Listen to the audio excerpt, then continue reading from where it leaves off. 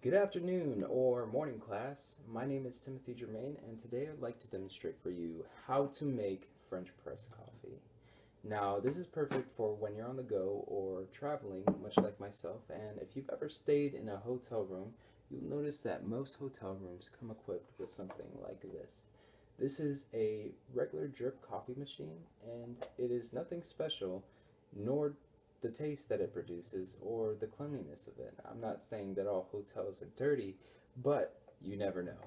So, a lot of coffee connoisseurs and myself prefer to carry around a French press. It is, for the most part, lightweight and compact, and you can take it anywhere that you want. And it's virtually impossible not to make coffee anywhere you go. So today I have three topics to discuss, and that's items you need to make French press coffee, how to make it, and different ways to drink it. So let's get right into it. Today you will need a method of boiling water such as this, a stovetop, or a microwave. You'll need water, whether it is boiled or tapped, a coffee grinder if you're using whole bean coffee beans, a necessity, the French press, optionally the cup, and optionally additives for your own drinking pleasure. To begin, you'll want to start boiling water, and today I'll be using just a regular water boiler. It's nothing too fancy, and I'm using bottled water for this. And the reason I'm using bottled water is because often people forget that coffee is primarily water. In fact, it's almost all water. And the amount of flavor you get from the water can be surprising. Now, for best results, you're going to want to boil the water about 190 degrees Fahrenheit. And if you do not have a thermometer, the best way to determine about this temperature is when the water actually begins to boil and steam is protruding out from the top of the container. Next, we will grind the beans with our bean grinder, and I already predetermined an amount, which is about 2 tablespoons as indicated by the container of the whole bean coffee beans. And to grind it, I won't go too much in-depth detail about it, but basically what you're doing is you're figuring out what your predetermined amount is for the amount of coffee that you're going to make. For this French press in particular, it makes about 8 cups. So with this grinder, you would choose 8 cups, and this determines the overall condition of the beans, whether it is fine, medium, or coarse. And the way you blend it ultimately determines the type of texture you'll get with your coffee drink. And for my case, I'll be doing about medium. Now that our water is boiled and our coffee is ground, or if you had pre-ground coffee, now comes the most important part, the coming together of these products to create what we know as French press coffee. So what you're going to do is you're going to take your freshly ground coffee or pre-ground coffee, and you're just going to pour it into your French press. Now it's best to have the grounds even at the bottom of your French press. This way when you're pouring your hot water into it, it'll evenly distribute throughout the entire cup.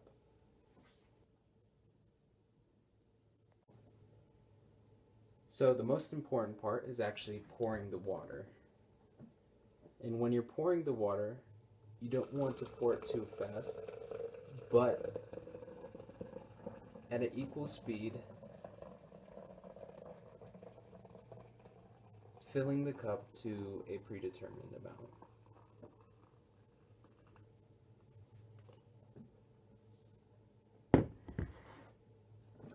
So now that we have poured the hot water into the grounds, basically what we're doing now is waiting as the coffee is brewed within itself.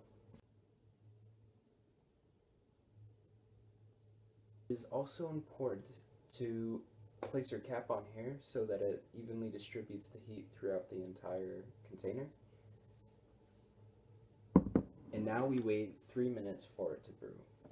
And the 3 minutes is just what's suggested by a lot of different people who make French press coffee. Obviously, you could go a little bit shorter or you could go a little bit faster.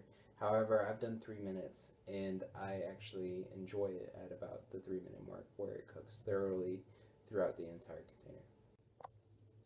After 3 minutes of letting it stand, you can now push down on the handle, just releasing that extra bit of flavor throughout the French press. And this is oftentimes the most flavor you will get out of it is pushing all the grounds to the bottom, just producing a great quality product. I'd like to take a moment and show you this creme on top of the French press, and this is a great indicator that you brewed your French press coffee at the correct temperature. And you don't get this with regular drip coffee, which is probably why this will taste a lot better. Now that the coffee is brewed, the last step is how to enjoy the coffee. And honestly, it's my favorite step. And this is all based off of personal preference, whether you like coffee with honey or cream and sugar, it's all completely up to you. For my case, I will be using just the standard hotel cream and sugar.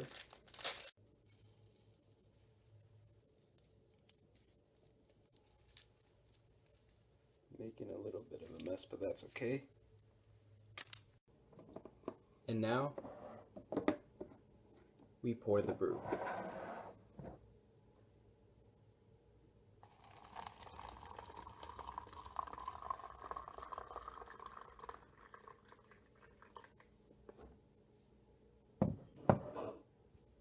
And enjoy. To conclude, I showed you the items you needed to make French press coffee, how to formulate it all together, and the best step, how to enjoy that French press coffee you just made. And like all things in life, practice makes perfect. So I encourage you all to practice and make perfect French press coffee. Thank you.